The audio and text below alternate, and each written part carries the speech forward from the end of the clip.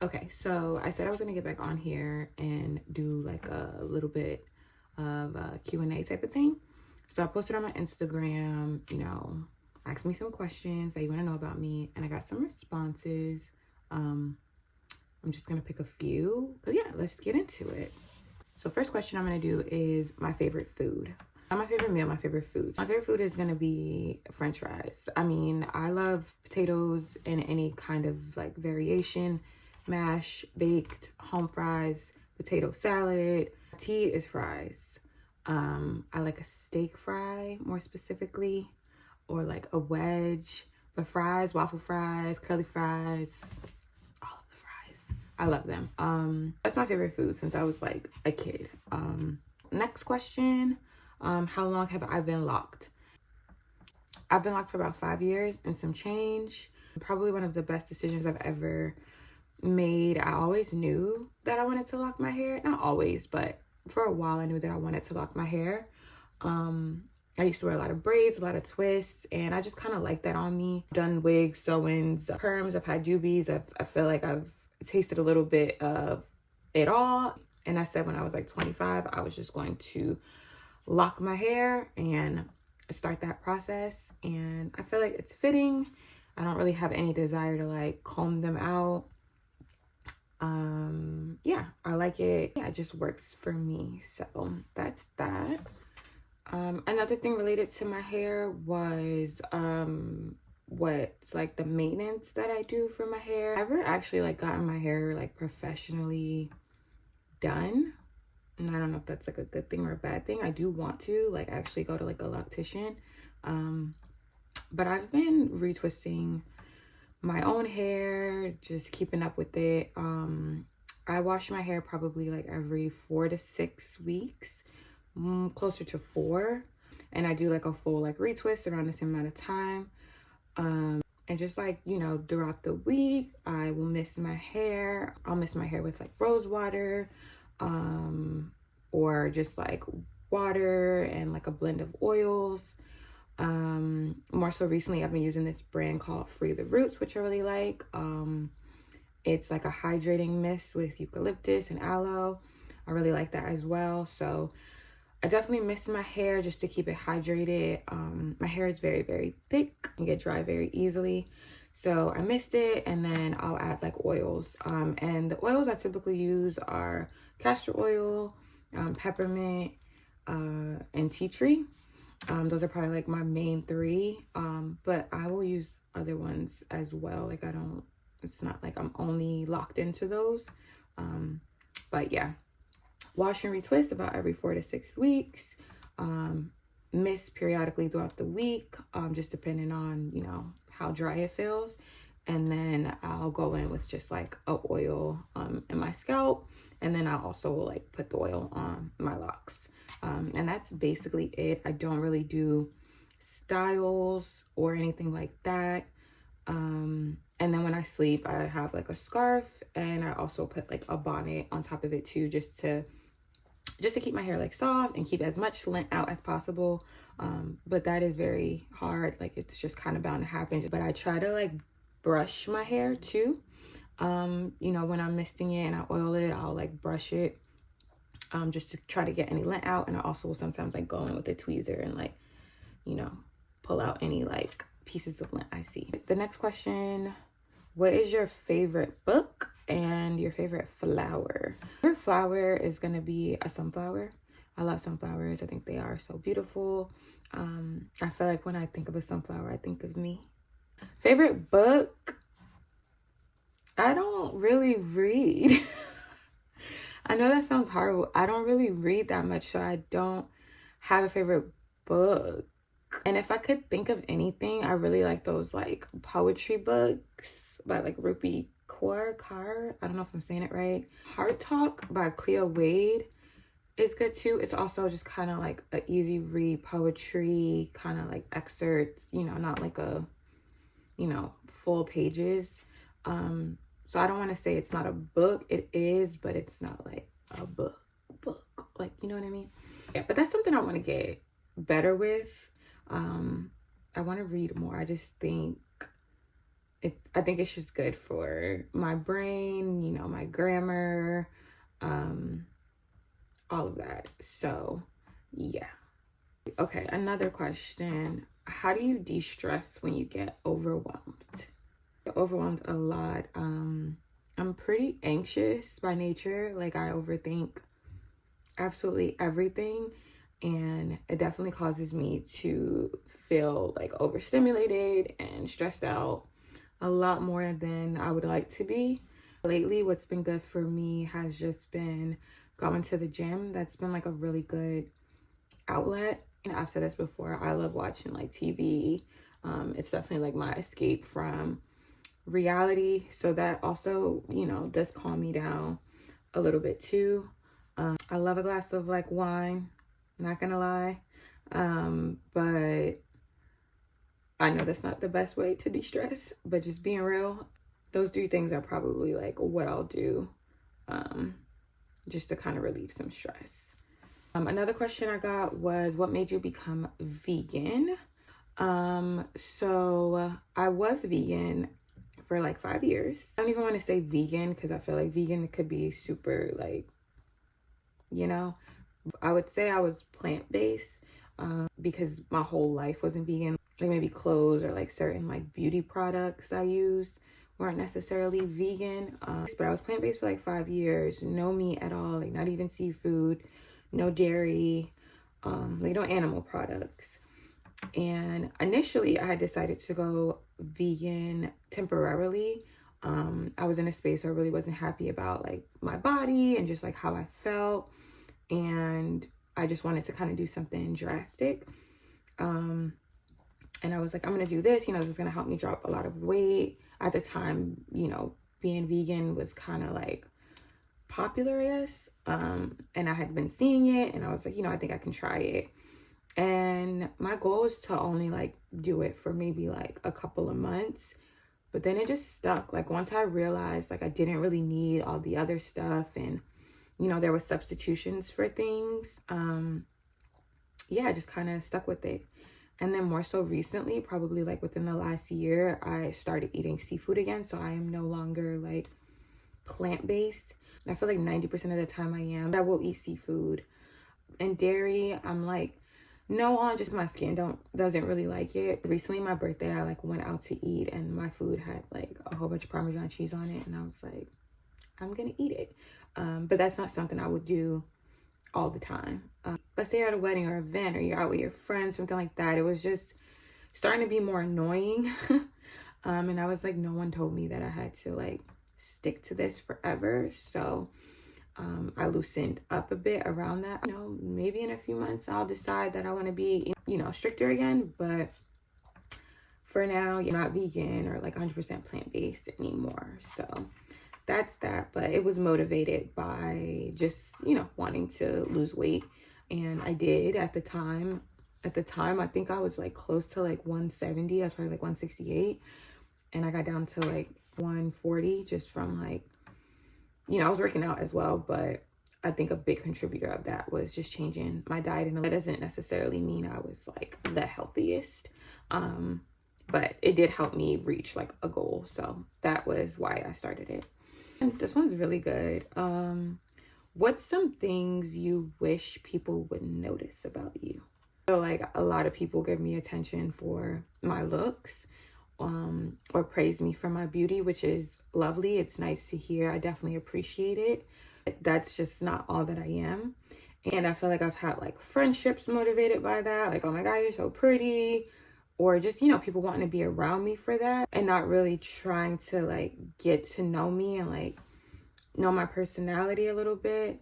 And some of that, you know, I know is also my fault, especially like on social media. I don't really feel like I share that much of my personality. You know, I understand that like I kind of play a part in it too. I can be a little like shy and like reserved and introverted, and kind of like socially awkward a little bit.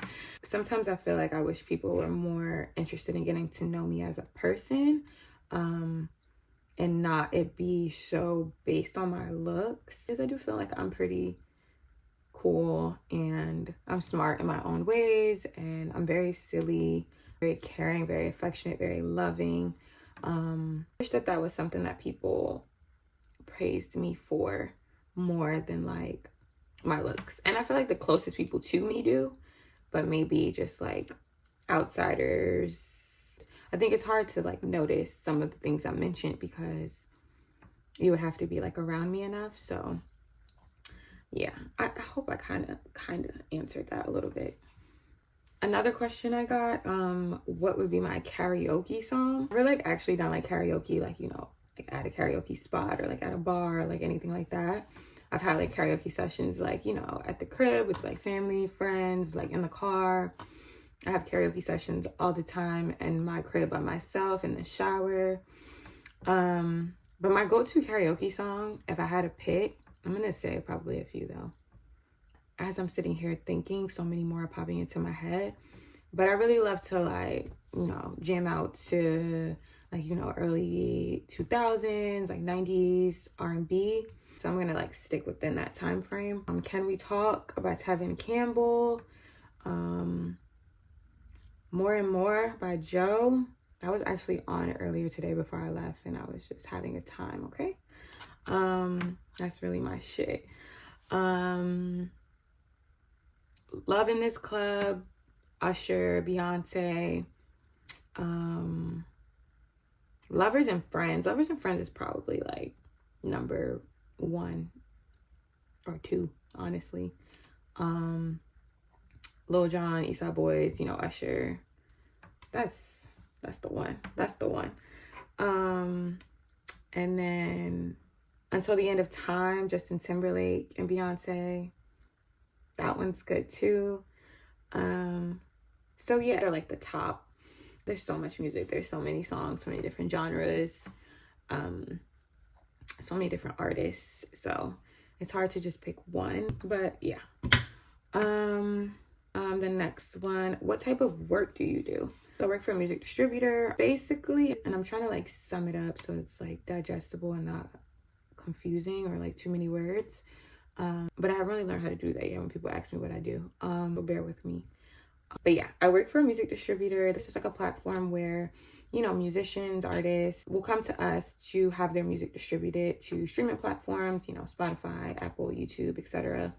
And I work in operations, so just kind of like handling some of the like back indie stuff. Most of my job is listening to music, you know, submissions that come in, you know, making sure everything is good to go before it's submitted and sent off. Another piece of my job is, you know, support. You know, artists are reaching out, asking questions, needing information, assistance, yada, yada, yada.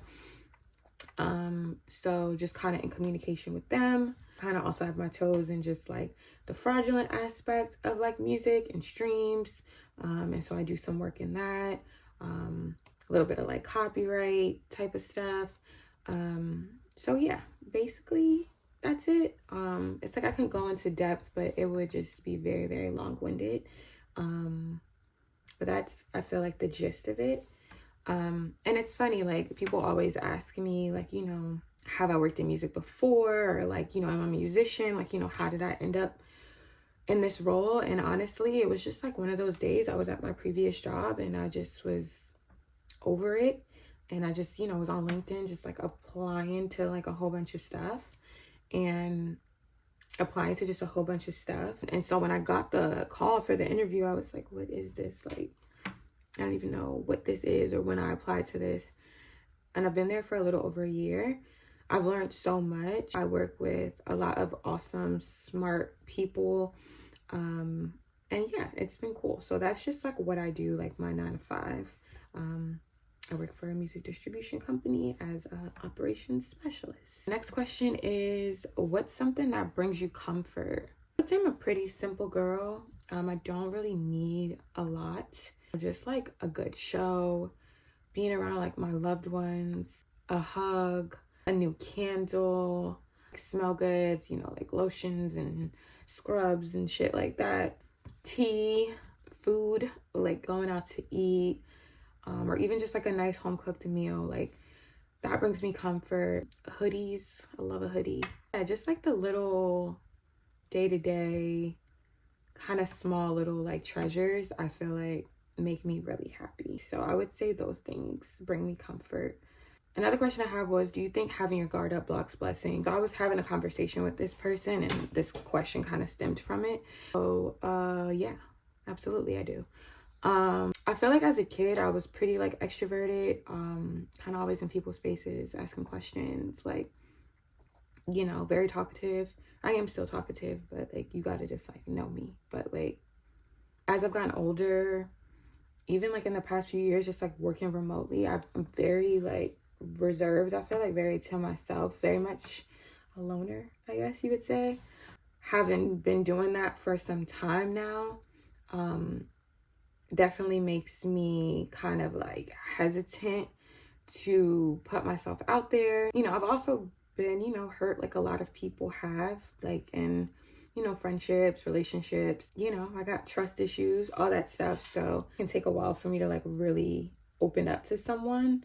And even when I do, I'm still like kind of like side-eyeing a little bit. And I think that that has definitely like held me back because I'm kind of, I guess, for lack of a better word, scared, you know, putting myself out there, you know, and getting hurt or rejection or being perceived in a way that's not actually the case. And yeah, so I definitely think it blocks blessings because playing it safe all the time, you know, isn't really gonna get you anywhere. Like I know that to my core. But it's definitely easier said than done to just be like, wham, bam, like, you know, here I am, my full self, you know what I mean?